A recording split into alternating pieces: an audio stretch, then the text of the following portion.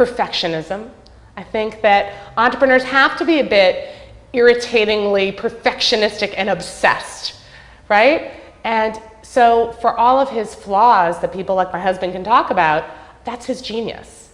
He settled for nothing but the best, number one. Number two, focus.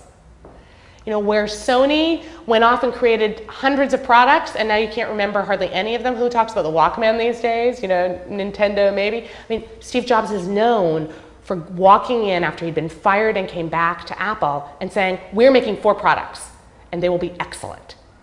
We're making everything in 2 colors, black and white now, period. Used to making them in color, but he was known to focus. I think that's another lesson as entrepreneurs can take.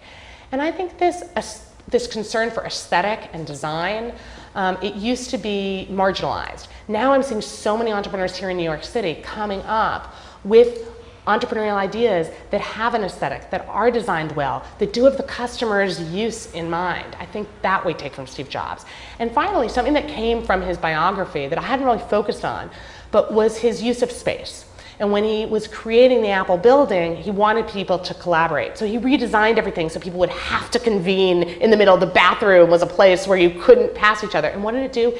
It made for instant collaboration. When we were designing Endeavor's offices, I kept that in mind. It said, how can we create a space where people are going to be forced to interact and not be in their silos?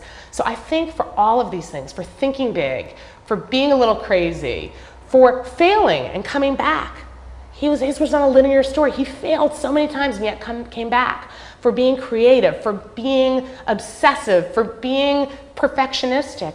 I think for all those things we take from him.